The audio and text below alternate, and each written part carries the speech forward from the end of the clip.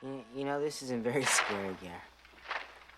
I spit on your grave is scary. This is, it's very mild. It's timid. You know, the old stuff is more funny than scary. Now, come on. I believe the word is camp. It's campy. Honey.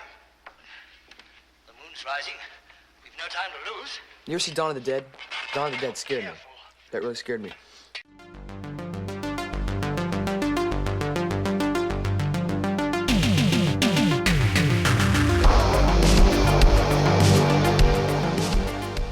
We are talking Weird Science, the extended cut. This isn't actually going to be a review as such, because I have already reviewed Weird Science, but I have recently just seen the extended cut for the first time, so I thought I would talk a little bit about that version of the movie, but also just give some thoughts, some additional thoughts on Weird Science. And I do this because Weird Science is one of my all-time favourite films. It is, in fact, my favourite comedy of all time. Now, this movie came out in 1985. Before we get into my overall thoughts, I am just going to talk about the added scenes. There is 2 added scenes to this movie, one of which is more or less kind of forgettable. And I'll talk about that one first. There's a scene when they have the party towards kind of like 2/3 of the way through the movie. And we have this group of, and they are known as the Weenies, show up. And this is a kind of a group of nerdy people that are, you do see in the movie, they are the ones that are at the mall as Robert Downey Jr. kind of slaps them as he kind of goes past. And you do see him at the party. You may remember the line where, you know, Kelly LeBrock's character gets up from a sofa and she goes, "Sorry, Art." And she goes, "It's Arthur," or something. It's basically them, and it's a silly scene really, where all these guys turn up on mopeds, and they've got these silly little helmets on with kind of flashing lights, and Lisa kind of opens the door to them, and they said, "Can we come into the party?" And all the kind of the populist people are saying no, but she kind of lets them in. I got the feeling they didn't have that in the movie because it's established that there's a line in the movie where they, you know, Gary and Wyatt say they don't have any friends, and that this actually kind of contradicts it to a certain degree. And we already know that kind of Gary and Wyatt are the kind of the nerdy kind of people at school, and I think maybe the idea of having this on the cutting floor was because it kind of maybe lessened the impact, because there is a whole group of these kind of more nerdy kids that kind of come onto the group. So that was only a short scene. The far more interesting scene happens right at the beginning of the movie, and it's really before anything happens in regards to making Lisa and everything. And we actually have Gary and Wyatt, and this is when they are first watching the Frankenstein film, and they actually discuss horror movies, and they even name drop I Spit on Your Grave and Dawn of the Dead, in the fact that they're kind of more scary movies than the kind of the old-fashioned Frankenstein that they're watching. Now, I find this interesting today, where we have a lot of kind of like horror YouTubers that certainly discuss kind of like the classics, shall we say. Bear in mind, this was made in 1985, so these movies wouldn't have been all that old at that point. But it almost makes Gary and Wyatt seem a lot more like horror fans, rather than the kind of the more generic kind of like nerdy characters that they were portrayed to be. And they actually have quite a kind of like you know, an interesting discussion about the kind of like, you know, the what they consider scary films and stuff. I just thought I think it plays a lot better now than it really did maybe would have in 1985 when it was released. So that's worth checking out. I think you'd appreciate it again if you're a horror fan.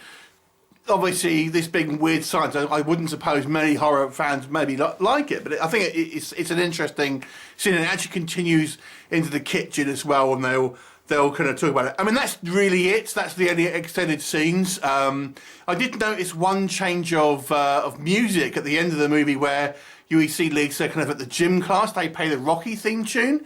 And the versions that I have seen didn't play that. They played a different song. I think it was just the Weird Science music.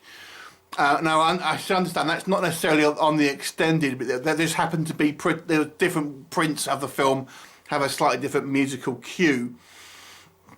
So that's the extended scenes, essentially. So I just want to give my thoughts, maybe some other thoughts on Weird Science. And I recently watched an interview, it's a 2019 interview with the kind of the principal three cast. You know, obviously Kelly LeBrock, and then obviously we've got Anthony Michael Hall and Aaran Mitchell-Smith.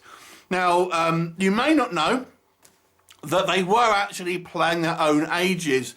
Aaran Mitchell-Smith was 15 when he made this movie, and you know, Anthony Michael Hall was 16. I think Kelly LeBrock was actually, I think they say she's 23 in the movie. I've got a feeling she might have been 24, 25, but you know, the guys certainly were actually playing the ages that they were meant to be playing.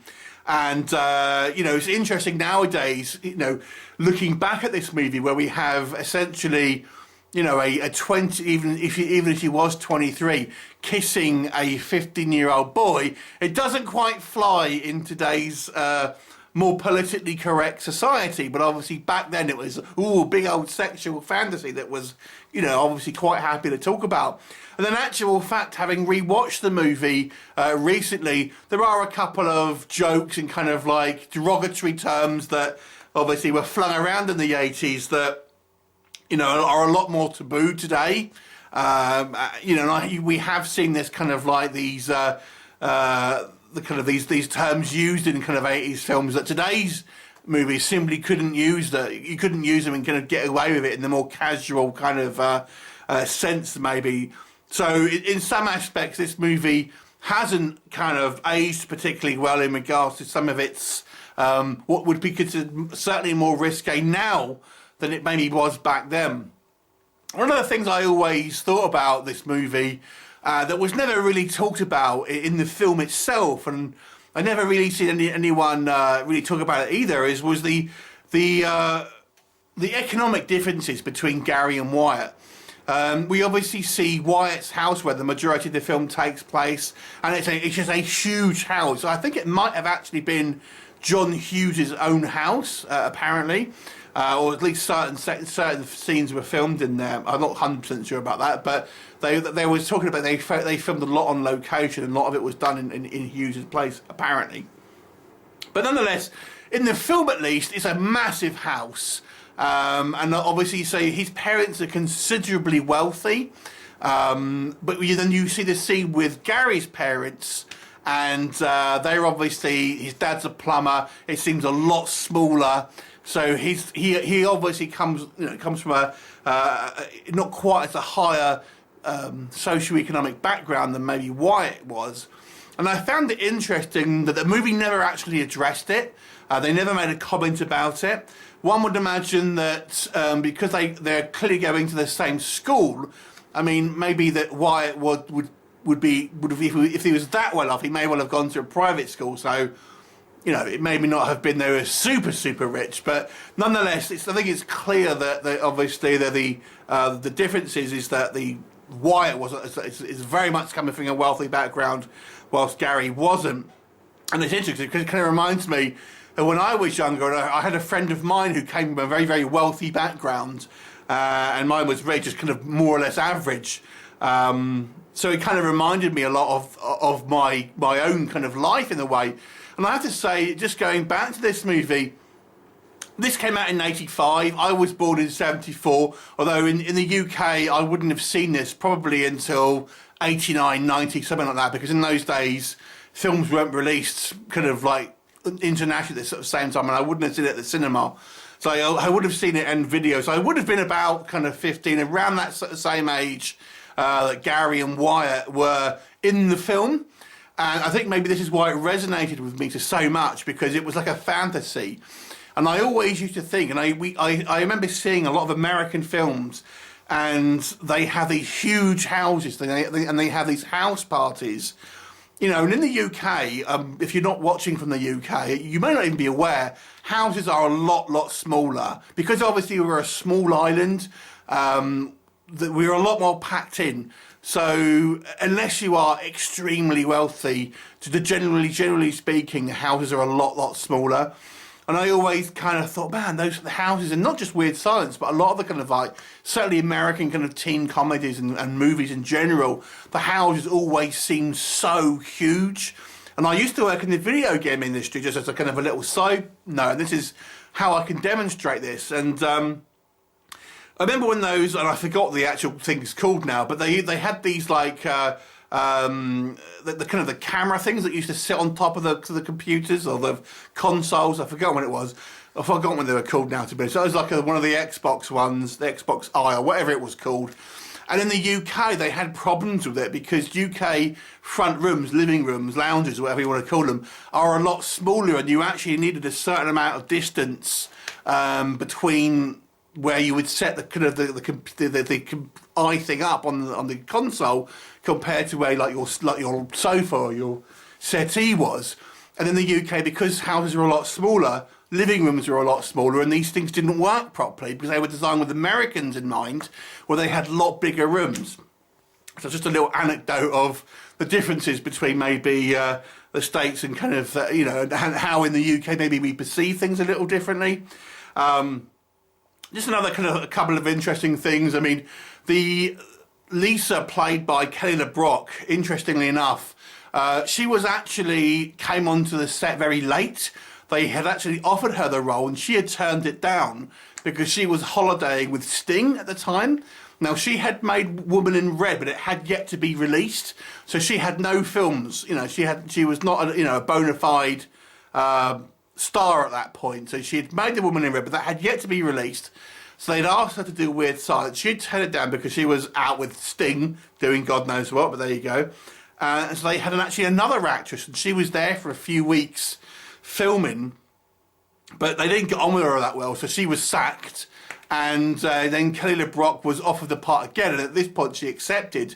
So she had actually come in a lot later, and she felt had to sort of catch up. And apparently she was very much in awe of the kind of the young boys because Anthony Michael Hall had already been in the previous John Hughes films.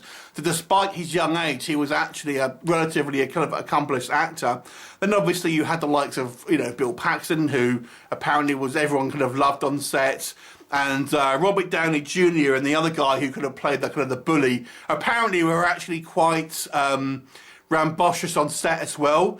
Interestingly, the guy who played Wyatt, Aaran Mitchell-Smith, actually quit acting at the age of 22, and it does something to do with tabletop role-playing games. So he is a legitimate nerd, and according to him, he was super nervous on set. He said he was just like really kind of like nervous and lonely because he just in the kind of like the downtime he would just spend time alone in the kind of his hotel room and stuff, and he was very very sort of like legitimately nervy. So obviously he was cast as a nerd and things like that. But it's certainly an interesting film. I mean, the only other thing I would say really before I kind of end this video, this is just some random thoughts about Weird Science to say rather than a review, is that this is my favourite comedy, although I've never thought it was outstandingly laugh out loud funny. But this movie, I always had a smile on my face. It was always, it always had me at a 6 or so, constantly amused through this movie. But and even though it is my favourite comedy, there was never like a ball-bustingly funny moment. But I find the funniest moments in this movie, and a lot of people will, they'll refer to the set pieces. Bill Paxton's character turning into the kind of the blob monster, things like that. But a lot of it was just kind of like the little bits of dialogue. And again, according to John Hughes, a lot of this kind of stuff was actually ad-libbed. And again, I just found that some of the funniest thing. I'll point to one scene, for example, but there are many. When they're in the car, they're talking about, what to call Lisa. And Gary says, "What about Lisa?" And she says, "Oh, why Lisa?" And then Wyatt says, "Well, because he liked a girl called Lisa." And then she asks what happened, And basically, she told him, she kicked him in the nuts or something like that. And then Wyatt said, all he said was hello to her. And it was such a, and he goes, shut up. And I just thought it was such a kind of like, just a throwaway kind of line. But it just told you so much. And it was just kind of funny because it just reminded of me, you know, again, as a young boy, of being rejected by girls at school. And I asked them out and stuff like that. Luckily, I didn't get kicked in the balls. But, you know, again, those small little things. And they're kind of like when they're in the bathroom and the two kind of teenage girls come up and like Wyatt's holding the candle behind him and things like that to try and burn away the smell of the fart. There's very funny little moments in this movie that I really, really kind of enjoy, rather than necessarily some of the out and out kind of set pieces that I still enjoy, but they were never kind of like ball-bustingly funny. We interviewed Vernon Wells actually a few years ago, and he spoke briefly about obviously making this movie, and this was his first American film, and then he went on to do Commando from this one. So yeah, I mean, are there any other Weird Science fans? Have you seen the extended cut? What did you think of the additional scenes? And what are your just general thoughts on the film? I'd be curious to know. Anyway, thanks for watching, and bye for now.